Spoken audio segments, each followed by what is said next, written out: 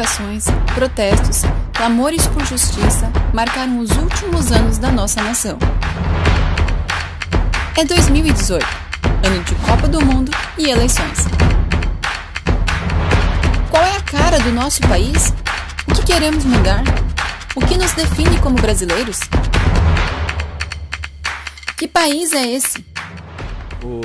O ex-jogador de futebol e comentarista Caio Ribeiro, há pouco tempo em uma entrevista ele contou de uma experiência dele muito interessante. Ele conta que ele jogava pelo Santos e que naquele jogo tinha um torcedor que xingou ele o tempo inteiro, porque ele estava jogando muito mal. E a Vila Belmiro é um estádio não muito grande, ele disse que observou quem era o torcedor, e o torcedor olhava para ele e dizia: "Você não merece vestir a camisa do Santos, tira essa camisa, pede para sair desse jogo, você não sabe jogar futebol." E ele disse que o tempo inteiro o cara no ouvido dele falando, e ele já quase não aguentava mais aquela situação. Até que no segundo tempo disse que veio uma bola a meia altura e ele fez o gol mais bonito da carreira dele. E na hora que ele fez o gol, ele disse que correu em direção ao cara, que ele lembrava quem era. E os jogadores tentando abraçar ele para comemorar, ele tirando todo mundo e foi em direção ao cara. Quando ele olhou, disse que o torcedor já estava de longe, apontando para ele em lágrimas e dizendo: "Eu te amo, eu te amo, eu te amo." Existe algo em nós, nessa nossa paixão, que é interessante, que ao mesmo tempo é um ódio que a gente não quer ver, e daqui a pouco a gente está em lágrimas dizendo "eu te amo." Esse nosso sentimento que aflora. Quem sabe muitos não fizeram isso. Neymar cai. E aos 48 do segundo tempo, "eu te amo." Pensando nisso, num país que é envolvido por essa dimensão do amor, nós queremos falar de um tema, que é o tema "Que país é esse?" É a pátria amada. O nosso hino diz assim: "Gigante pela própria natureza, és belo, és forte, impávido colosso, e o teu futuro espelha essa grandeza. Terra adorada, entre outras mil, és tu, Brasil, ó pátria amada. Dos filhos deste solo, és mãe gentil, pátria amada, Brasil." O nosso hino, e o hino ele representa, e quando nós cantamos o hino, nós na verdade estamos fazendo uma confissão, uma afirmação de um compromisso que nós temos como cidadãos desse país. E o nosso hino fala de um compromisso, e nós afirmamos que essa pátria que nós temos é uma pátria amada, que nós a amamos. Então a pergunta para hoje, que país é esse? É para nos ajudar na reflexão sobre a pátria amada e como é que Deus enxerga isso, como nós cristãos devemos viver e experimentar o ser patriota, o viver a pátria, o amar a pátria da qual nós estamos. O famoso escritor Rui Barbosa, ele diz o seguinte: 3 âncoras Deus deixou ao homem: o amor à pátria, o amor à liberdade, o amor à verdade. Cara nos é a pátria, a liberdade mais cara, mas a verdade mais cara de tudo. Damos a vida pela pátria, deixamos a pátria pela liberdade, mas a pátria e a liberdade renunciamos pela verdade, porque este é o mais santo de todos os amores. Os outros são da terra e do tempo. Este vem do céu e vai à eternidade. Rui Barbosa nos fala de fato de 3 âncoras que Deus deixou, de 3 firmezas para a nossa vida e de 3 amores que nós devemos exercitar: amor à pátria, amor à liberdade e amor à verdade. E numa escala de valores ele vai falar que o maior de todos é o amor à verdade, que é o amor que tem um vínculo com a eternidade. E que num segundo momento, numa escala de valores, o segundo amor mais importante seria o amor à liberdade, como cidadão, ao poder viver e ter essa liberdade de vivenciar. E em terceiro, um terceiro amor, uma terceira âncora para a nossa vida seria amar a pátria. E quem sabe quando falamos em verdade e liberdade, são palavras que nós facilmente adaptamos, entendemos e conseguimos amar. Mas quando fala amor à pátria, quem sabe é um pouco mais complicado, quem sabe é mais desafiador. Eu achei incrível ver esse texto de Rui Barbosa e perceber que Jesus, em um discurso seu, em uma conversa sua com os discípulos, quando ele ensinava sobre permanecer na palavra, o que ele dizia? Aqueles que permanecerem na palavra conhecerão a verdade e a verdade vos libertará. Ele mostra que tem um caminho, que tem uma sequência. O conhecimento da verdade traz liberdade. E a liberdade por si nos desafia a amar. Martinho Lutero, quando ele escreve seu livro da liberdade cristã, todo o livro mais ou menos Lutero baseia, ele monta a partir da seguinte reflexão. Ele diz que com isso que Cristo fez por nós, com o que Cristo conquistou na cruz por nós, que o cristão ele é um ser, ele é um senhor, ele é um sujeito, que ele é livre de tudo e de todos. E ele coloca um ponto, mas ele não acaba a frase aí. Ele segue dizendo assim: o cristão é livre de tudo e de todos. Ponto. O cristão é servo de tudo e de todos. A verdadeira liberdade nos compromete a amar. A verdadeira liberdade nos faz escolher amar. O conhecimento da verdade nos compromete a amar. E se tem uma coisa que é muito bíblica, se tem uma coisa que é muito concreta ao conhecermos a palavra, quem sabe você nunca percebeu, é que Deus tem o desejo que nós amemos a nossa pátria. Eu quero convidar você a refletir sobre isso. E tem um sociólogo, doutor em sociologia e professor, chamado César Góes, que quando ele fala sobre o amor à pátria, ele diz o seguinte: o amor à pátria está em uma série de atitudes do cotidiano. O amor à pátria é um valor moral. O sujeito, ao pertencer a um país, está integrado a uma série de políticas, direitos e normas que organizam a vida dele, o que de certa forma dá um sentimento de pertencimento a ele. O que César Góes diz é que falar que ama a pátria e esse amar a pátria, na verdade ele se reflete numa série de atitudes do nosso cotidiano, do nosso dia a dia, do jeito que nos portamos, do jeito que somos cidadãos, do jeito que administramos as nossas finanças, do jeito que honramos com as nossas contas, do jeito que lidamos com as autoridades, do jeito que exercitamos o nosso voto, do jeito que vivemos numa sociedade que tem leis, numa sociedade que ao fazer parte dela, nós pertencemos a ela. E se nós pertencemos a ela, nós assumimos o compromisso de amá-la. E aqui entra um grande desafio para todos nós. Porque quem de nós já não se pegou falando muito mal do Brasil? Ou quem sabe até quase desprezando o Brasil? Eu sei que agora no tempo da Copa, alguém chegou para mim e disse assim: pastor, você está torcendo para a Alemanha, né? Eu sei que tem um monte de alemão aqui, tá? Eu sou pastor numa igreja de origem alemã. Mas eu disse: eu estou torcendo para o Brasil. A pessoa olhou para mim e disse assim: para o Brasil, pastor? Quase que eu pedi desculpa, né? Dizer assim: desculpa, tá, mas eu estou torcendo para o Brasil. Porque parece que o óbvio era torcer para a Alemanha. Mas não é. O óbvio é torcer para o Brasil. Né, Juninho? Juninho é defensor do Brasil aqui. Mas de fato, nós temos uma tendência a achar que a grama do vizinho é mais verde, que nos outros lugares as coisas funcionam melhor e que de fato a gente não se compromete a amar a pátria. E o amor à pátria é um chamado de Deus para todos nós. O professor Felipe Aquino vai dizer assim: quem não ama a sua pátria, traindo com a sua má conduta, é um filho ingrato. Quem não admira a sua pátria é um despatriado. De fato. Como nós amamos a nossa pátria, como nós somos gratos à nossa nação, com a forma que nós reagimos e nos conduzimos. De que maneira nós podemos mostrar nossa admiração, ou quem sabe esse nosso sentimento de fazer parte desse país, de pertencer a esse povo, no momento que nós aqui estamos e dizemos: eu amo a minha pátria, eu faço parte dela, eu vivo nela. Então é desafio para mim e para você, amar essa pátria, viver nessa pátria, entender o nosso papel nessa sociedade. O patriotismo ele se reflete em algumas áreas da vida. Por exemplo, ele se reflete e pessoas conseguem mostrar o seu amor através dos esportes.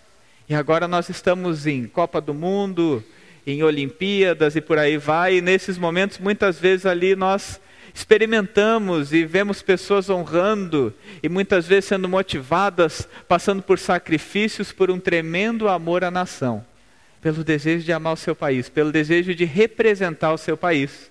E aqui não precisamos olhar só para o nosso Brasil, que é o nosso tema específico, mas olhar como tem pessoas, às vezes, como tem histórias bonitas de esportistas que dão a vida, que se sacrificam e que se sentem orgulhosos de poder honrar sua bandeira, honrar sua pátria, honrar sua nação.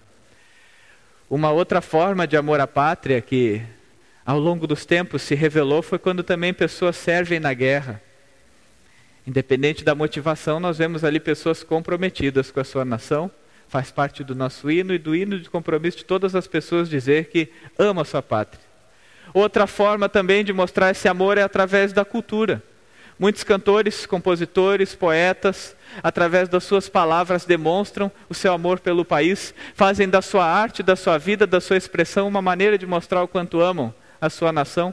Um exemplo disso é Tom Jobim, quando ele fala de tudo que ele escreveu, de toda a fama que ele alcançou, de tudo que ele conquistou. Tom Jobim diz assim: minha obra é toda um canto de amor ao Brasil, minha terra, povo, flora e fauna, à vista da minha janela ou da janela do avião.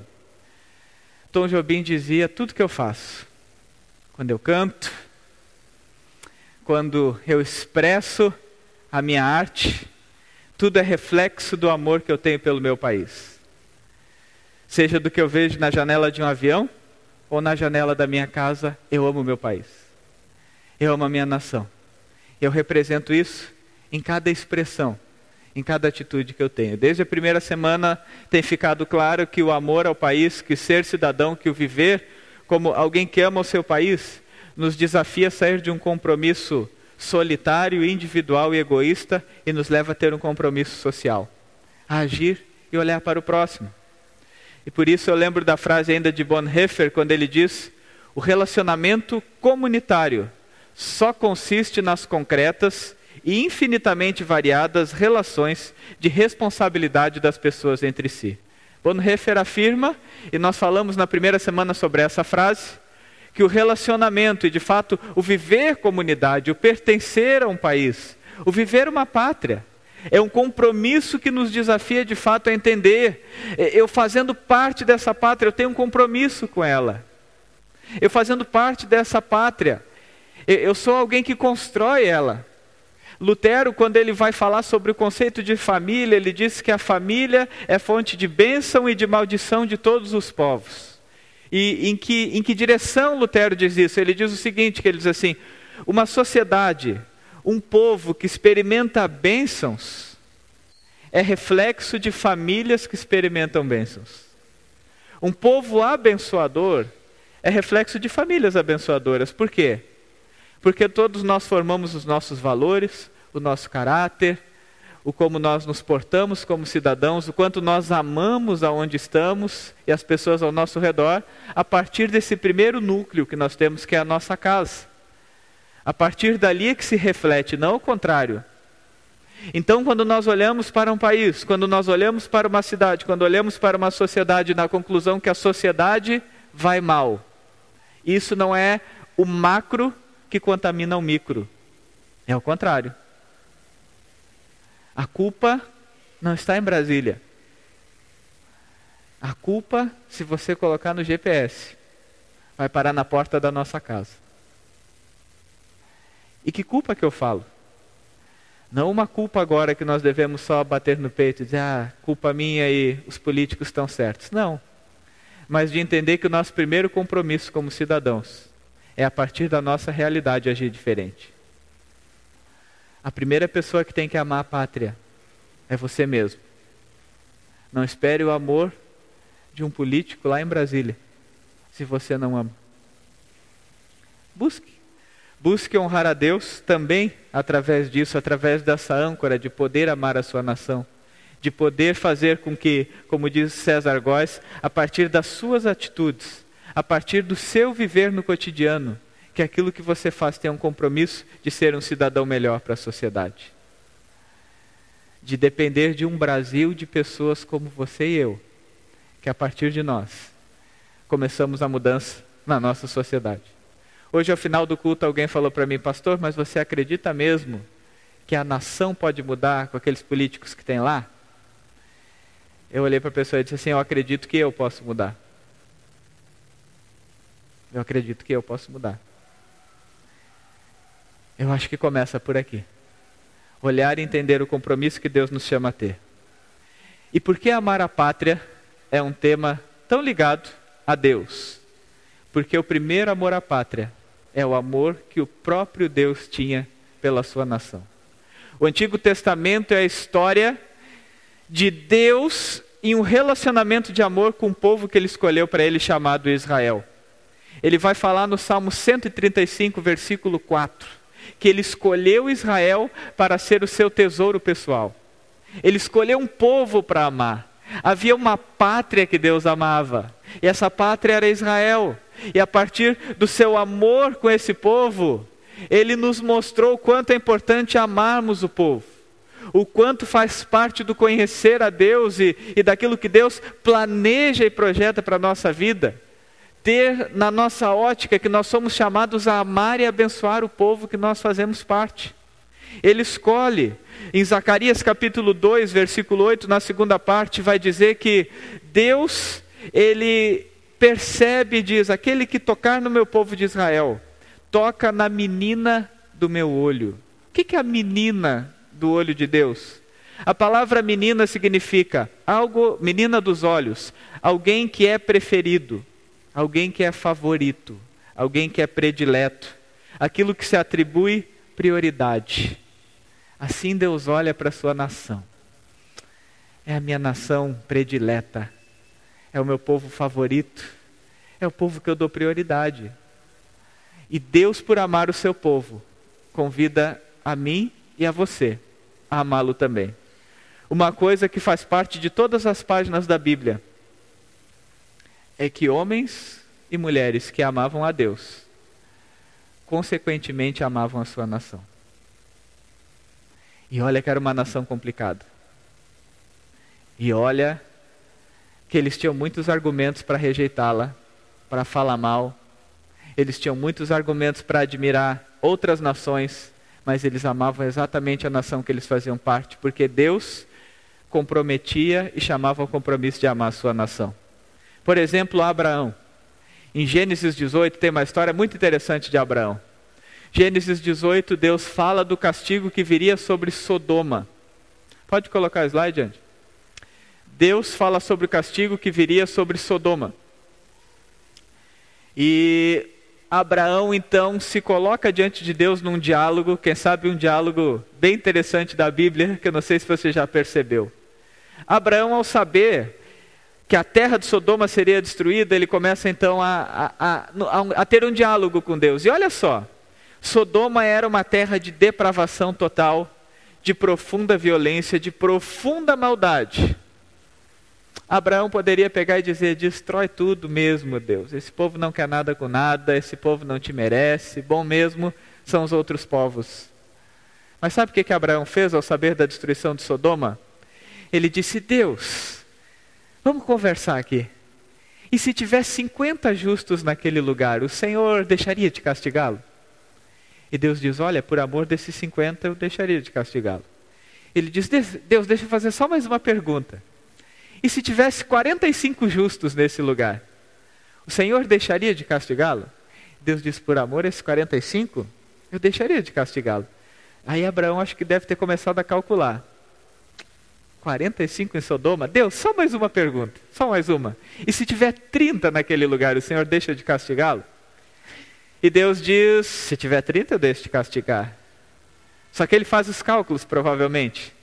Eu acho que ele não era muito bom de cálculos. Aí quando vê ele diz assim: 30 não tem. Deus, e se tiver 20? Deus diz: por 20 eu deixo de castigar também. Ele: Deus, tá, eu vou parar de incomodar, mas eu preciso perguntar. E se tivesse 10 justos nessa terra, o Senhor deixaria de castigá-los? E Deus diz: por amor a esses 10 eu deixaria de castigá-lo. Minha gente, não tinha 10 em Sodoma. Não tinha 10. Mas Abraão amava aquele povo com todas as suas forças. Porque o amor a Deus o levava a amar a sua nação. O amor a Deus levava a amar pessoas ruins. O amor a Deus levava a amar pessoas que a marca da sua vida eram de não serem justos. Era de no seu agir não conseguir honrar a Deus. Mas Abraão tinha um amor grande porque Deus o chamava para ser assim. Mais ousada ainda é a oração e a conversa de Moisés com Deus.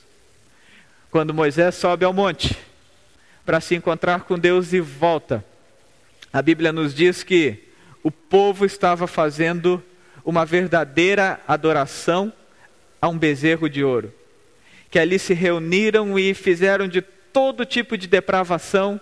E Moisés chega e percebe que o povo havia abandonado totalmente a Deus. Só no tempo que ele subiu ao monte e desceu, eles esqueceram de quem era Deus. Eles já criaram outro Deus, eles já estavam fazendo a maior baderna, a maior bagunça, esquecendo de quem era Deus. E Moisés, ao encontrar com aquele povo, ele percebe que o povo havia pecado e se coloca em oração, sabendo que haveria castigo de Deus para eles, e diz assim, Êxodo 32, Deus, perdoa o pecado do teu povo. Se não fizer isso, risca o meu nome do teu livro também. Vocês percebem a profundidade dessa oração? O amor pela nação pecadora, o amor pelas pessoas corruptas, ingratas, injustas. Deus, se for tirar o nome deles, tira o meu também, que eu amo tanto essa gente, eu amo tanto esse povo, que eu peço pela tua misericórdia, inclusive sacrificando a minha própria vida. Queridos, tem um aprendizado de amor para todos nós aqui. Tem um compromisso com uma nação aqui. E quem era esse povo? Era o povo que reclamava o tempo inteiro de Moisés. Era o povo que o tempo inteiro criticava Moisés. Era o povo murmurador, era um povo cansativo, era um povo ingrato, era um povo injusto. Era um povo que quando Moisés tirou eles da escravidão, e que eles ganhavam comida na boca, eles diziam, que saudade do tempo que a gente comia cebola lá como escravos. Eles reclamavam de barriga cheia. Mas o compromisso de Moisés com Deus, o amor de Moisés a Deus, o levava a amar aquelas pessoas. Aqui tem um grande desafio para mim e para você. O que nos impede de amar a nossa nação? O que nos impede de se comprometer com ela? Qual é o bom argumento que nós teríamos diante da situação que Abraão e Moisés enfrentaram ao amar e entregar sua vida para essa nação? Eu quero convidar você para abrir a sua Bíblia no livro de Neemias, que é uma terceira grande lição sobre amar a pátria, sobre viver nessa pátria amada. E Neemias tem uma história incrível. Eu vou ler os textos que estão indicados no slide ali, Neemias 1, 1 a 4, Neemias 2, 1 a 5, e ainda o versículo 11 a 13 do capítulo 2. Diz assim: